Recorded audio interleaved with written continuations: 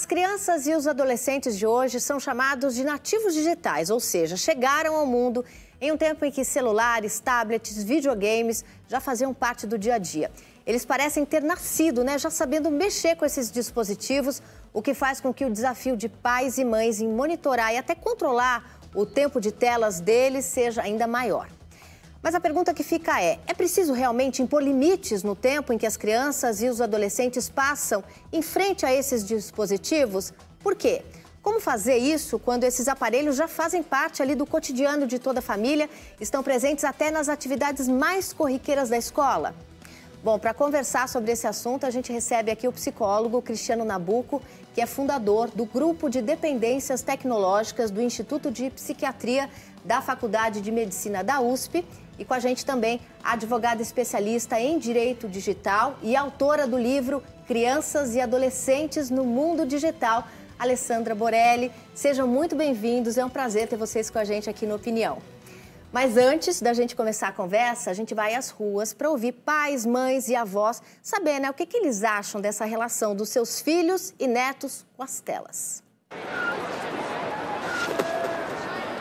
Se deixar, ele fica o dia todo. Tem que controlar, porque senão não quero estudar, não quero fazer nada, Meu filho tem 8 anos, Eu controlo bastante. Porque eu acho que elas têm que interagir mais, brincar mais. Para que ele tenha uma vida mental mais saudável, Você não consegue ter esse controle impondo o seu limite na hora que você acha que deve.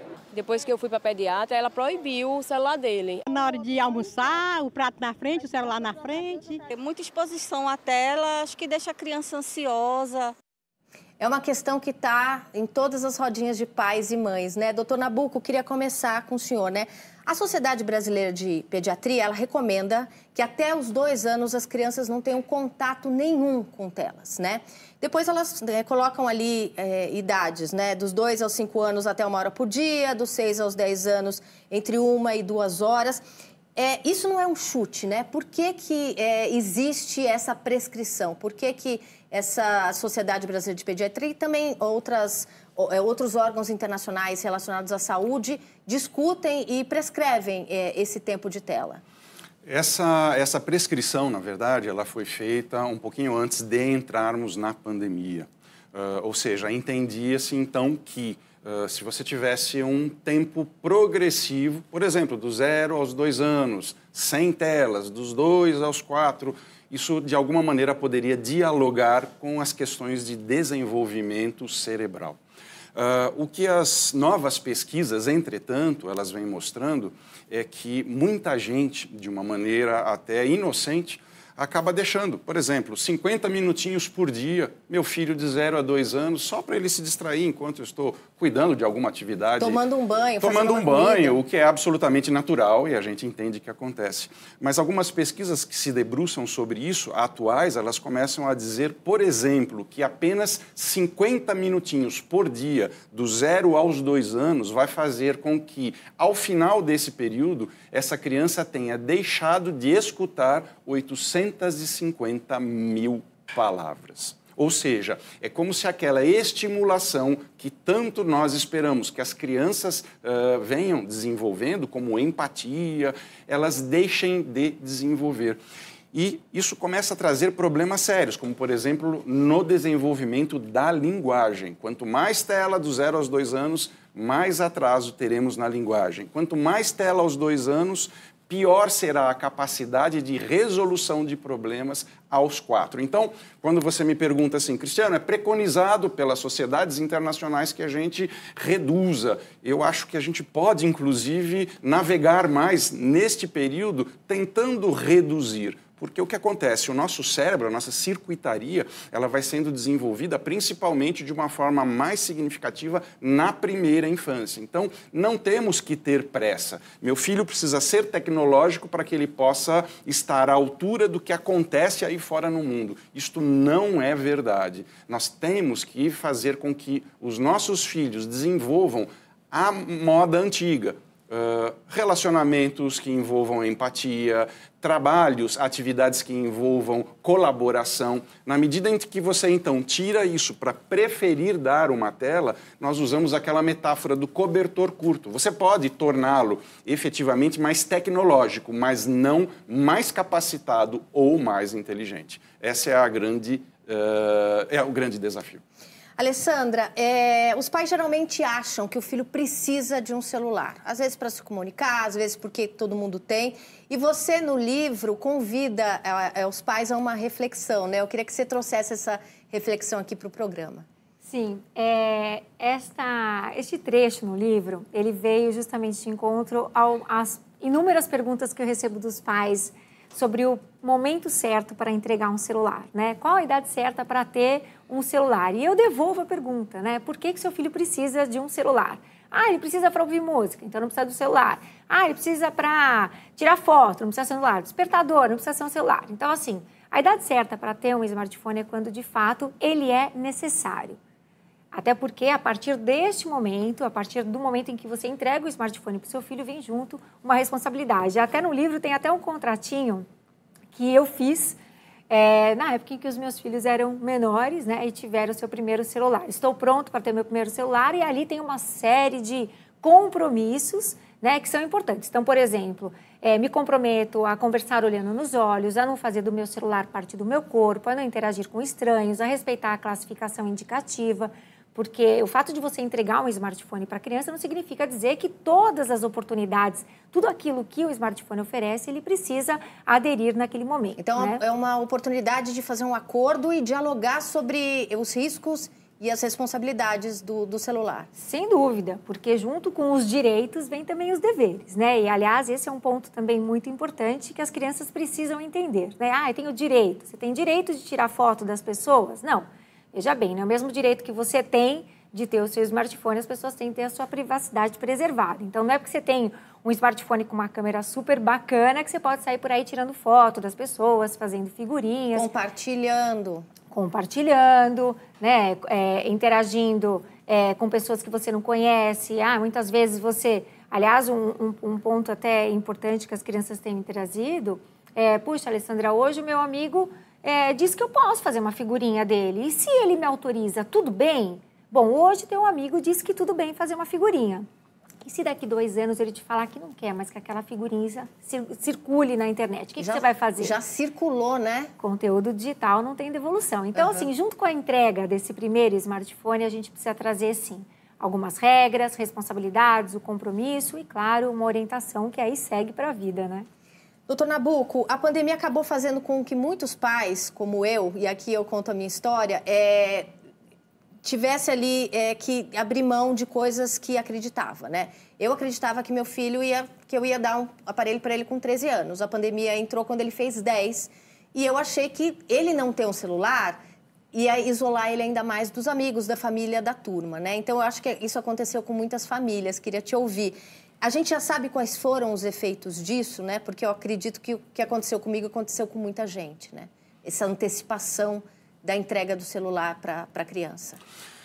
Uma coisa interessante para a gente analisar é que muitos pesquisadores eles argumentam que o impacto da pandemia, ele acelerou em 30 anos a tecnologização, vamos chamar assim, da nossa realidade. Então, nós que já sugeríamos que o uso dos eletrônicos devesse ocorrer de uma forma mais cautelosa, a hora que somos impactados, o celular, as telas se tornaram um dos únicos meios de comunicação com o mundo, uma das poucas janelas. Então, o que a gente viu, na verdade, foi que a necessidade ela acabou fazendo com que houvesse uma escalada da utilização. Não apenas para contato com familiares, mas para questões pedagógicas, escola. A escola virou online, né? A escola virou online. Coitada, a escola teve que sambar para poder dar conta de toda essa mudança que foi nos pega de uma hora para outra. Então, o que nós observamos? Algumas pesquisas mundiais mostram que houve um aumento significativo dos índices de depressão e de ansiedade. Consequência dessa antecipação da tela? Possivelmente a tela ela cumpre um papel importante nesse cenário, fazendo então com que, nesse momento, os pais entendessem que essa seria uma das melhores formas da criança ainda permanecer em contato. Só que o grande ponto é que na medida em que você abre essa porta, você tem conteúdo que ele é positivo, obviamente, mas você também tem conteúdo que não é adequado, fazendo então com que as crianças tivessem sido expostas a material que não seria recomendável, obviamente criando um impacto psicológico aí significativo. Pegando esse gancho, né, embora as crianças sejam nativas digitais, como eu disse aqui no começo do programa, elas não têm maturidade, muitas vezes, para lidar com aquele conteúdo, né? A internet é uma janela para um monte de coisa. É para o contato, mas também é para pornografia, é para o cyberbullying, é para um conteúdo que muitas vezes ela não está pronta para receber, né? Então, assim, como é que os pais fazem, né, para mensurar o que a criança, né, pode ter contato ou não? São esses aplicativos parentais, é a conversa? Como é que a gente faz esse caminho para que pessoas que não são maduras para lidar com o mundo que a internet traz possam lidar com isso? Bom, a habilidade que as crianças e adolescentes dispõem com os recursos tecnológicos é, de fato, inversamente proporcional à capacidade de compreensão aos riscos e que muitas vezes estão expostos no ambiente digital. Sobretudo porque, fisiologicamente, continuam seres em condição peculiar de desenvolvimento, tal como o próprio Estatuto da Criança e do Adolescente assim os estabelece.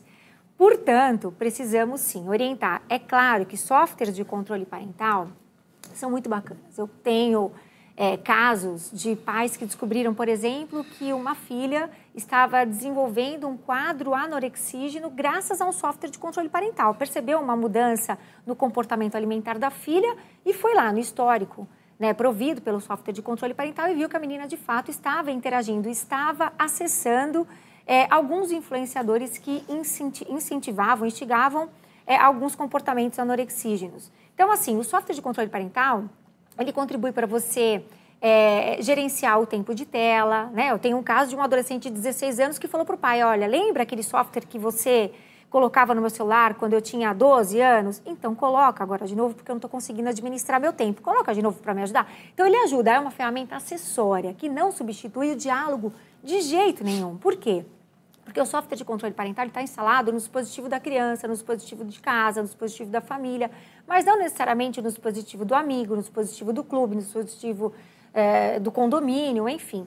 Então, é importante, né, ter esse software, é importante conversar. Alessandra, eu vou conversar com a minha filha de 9 anos sobre pornografia infantil, vou conversar com a minha filha de 9 anos sobre pedofilia, sobre sequestro, vou falar sobre esses assuntos agora. Ela tem internet? Ela tem um smartphone? Ela tem perfil em rede social, embora não tenha indicação etária para isso? Então, você vai conversar sobre tudo isso, claro que de uma forma que ela possa entender, né? Tanto é que eu converso com crianças. Ontem mesmo, estava conversando com Cris, eu estava conversando com crianças de 4º e 5º ano. 4º e 5º ano, a gente está falando de crianças o quê? De 9, 10 anos. Quem aqui tem celular? 90% da sala.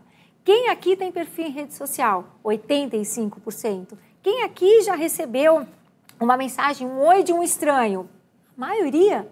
Quem aqui já se sentiu desconfortável, né, exposto, de repente fizeram uma figurinha, se sentiu ofendido, sentiu algum tipo de constrangimento? A maioria. Quem aqui já assistiu uma ofensa? Então, assim, a gente não pode subestimar a oportunidade das nossas crianças compreenderem alguns assuntos. Então, é muito importante, né? A gente costuma falar do controle, da supervisão e da orientação. E é bem exatamente o que acontece da faixa etária. Então, a gente controla até uns 8 anos, depois, até uns 9 anos, a gente controla bem de perto, né? Depois disso, até porque eles conseguem, né,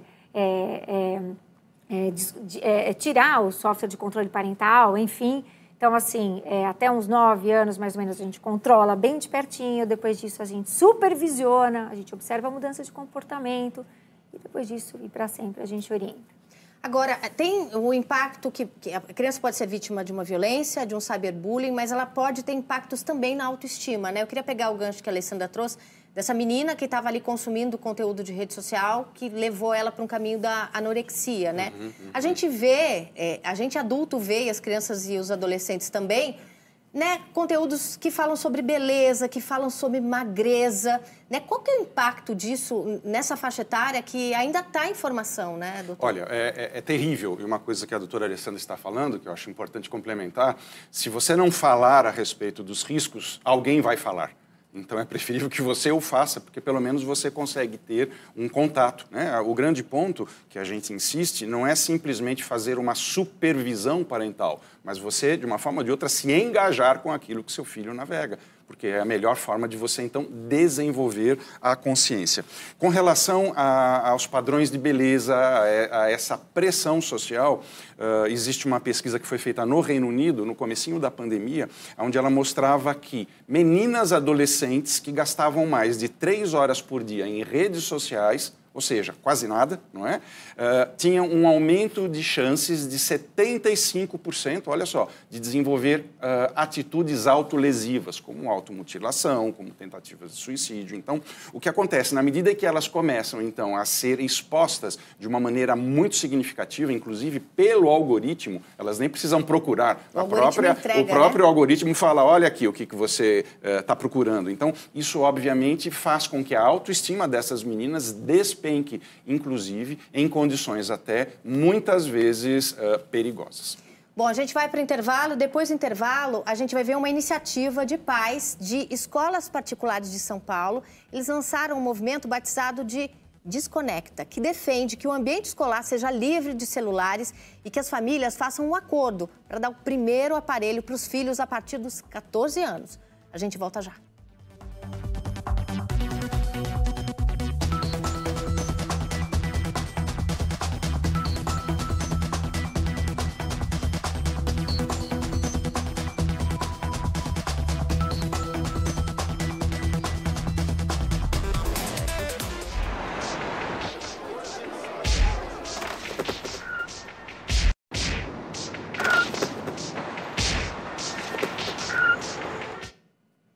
Estamos de volta com a opinião com a gente, o psicólogo Cristiano Nabuco, fundador do Grupo de Dependências Tecnológicas do Instituto de Psiquiatria da Faculdade de Medicina da USP e advogada especialista em Direito Digital e autora do livro Crianças e Adolescentes no Mundo Digital, Alessandra Borelli. O movimento Desconecta foi fundado por um grupo de pais de escolas particulares aqui de São Paulo e propõe um acordo entre as famílias e as escolas. Adiar o momento em que o jovem ganha o seu primeiro smartphone e também a sua entrada nas redes sociais. A ideia nasceu a partir de pesquisas, que apontam uma série de prejuízos que podem ser causados pelo uso dos celulares na infância e na adolescência. E a gente falou vários deles aqui. Vamos assistir. O que a gente está propondo não é radicalismo, a gente não está propondo tirar completamente as telas e a tecnologia da vida das crianças, né? A gente propõe que o celular possa ser dado pelo menos aos 14 anos e redes sociais pelo menos aos 16 anos. Por que esse acesso precoce preocupa vocês? Olha, são inúmeras as consequências graves e preocupantes. Sem dúvida, o maior deles é um aumento muito significativo do nível de ansiedade e depressão em crianças e adolescentes. Outra preocupação também muito grande é a queda do desempenho acadêmico, né? É um impacto cognitivo. É muito mais fácil se trancar no quarto com o celular, ficar jogando ou ficar se comunicando via mensagem, né? E aí eles acabam que não praticam uma habilidade fundamental do desenvolvimento do ser humano, né? Que são as habilidades sociais. Você acha que isso é possível para famílias que não têm rede de apoio, para famílias que não têm ajuda, para famílias de baixa renda que muitas vezes têm que deixar os filhos sozinhos? Você não acha que isso é uma coisa só possível numa classe média e alta, né? Deixar o celular de lado? A gente concorda que é um desafio para todos e entendo que seja um desafio ainda maior para quem não tem rede de apoio. Muitas vezes a gente não tem a solução no dia a dia de como isso vai ser feito, mas o nosso papel é alertar sobre os riscos. A gente acredita que, uma vez que fique claro a consequência desse comportamento, né, dessa atitude, e que a gente dê alternativas para que haja uma moderação, né, a gente acredita que a gente vai conseguir ajudar todos os tipos de família. Essa é a Camila Bruzzi, que é cofundadora do movimento Desconecta, e quem ficou interessado pode encontrar o guia, que eles propõem no site do movimento desconecta.com.br. É possível, eu queria fazer essa pergunta para vocês, né? É possível um pacto como esse adiar o acesso ao celular das famílias, ou isso é uma coisa, né, que é um sonho, uma coisa ideal, mas que a gente não conseguiria realizar no dia a dia? O que o senhor acha?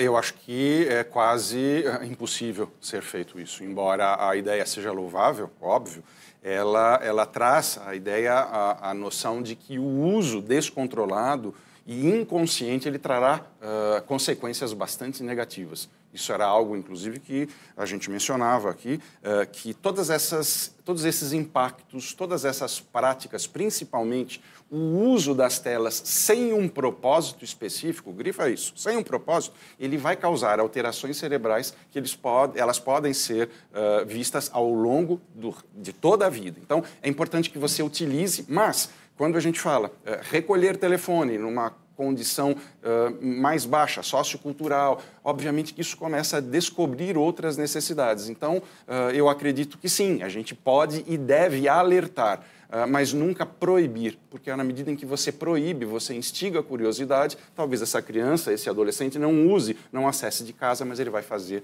escondido de você. Alessandra, e é possível, né, a gente, nesse momento de férias, que, né, as crianças estão longe da escola, a gente perde esse parceiro que é a escola, mas a gente está trabalhando e as crianças não, né? É possível, é melhor a gente negociar esse tempo durante as férias? Como é que a gente faz para que as crianças não mergulhem nas telas, né, nesse período longe das atividades escolares? É possível e é necessário. E as crianças agradecem no final do dia. Diferente do que muitos pais pensam, as crianças, os adolescentes também não estão felizes com essa hiperconexão. Quem assistiu o Dilema das Redes sabe que tudo isso foi feito para nos viciar, para nos encantar cada vez mais. Perdemos completamente a percepção do tempo. Muitos pais costumam dizer, puxa, eu tenho software de controle parental, né? Estou ali controlando, sei o que faz. A questão não é só o que faz, não é só o que está fazendo nas telas, mas é o que está deixando de fazer enquanto está conectado. Então, a gente precisa, sim, estabelecer limites, fazer combinados. Num primeiro momento, talvez a criança ou adolescente demonstre algum tipo de descontentamento com relação a essas regras, mas tenha certeza de que você vai estar ajudando. E não podemos nos esquecer de diminuir a distância entre o que falamos e o que fazemos. Sabemos que o home office ele tem demandado cada vez mais dos pais, né, que os e-mails invadem os nossos períodos de família, os nossos finais de semana, só que nenhum sucesso profissional compensa o fracasso do lar. A gente tem que pensar realmente que a gente precisa colocar um limite, né, porque os e-mails não vão parar de chegar e a gente precisa, pelo menos durante o período de férias, estabelecer um momento de estar ponto fora para a gente poder conseguir desfrutar dos momentos em que os nossos filhos estão ali, né, com as suas mentes mais ociosas, mais descansadas e precisando da nossa atenção.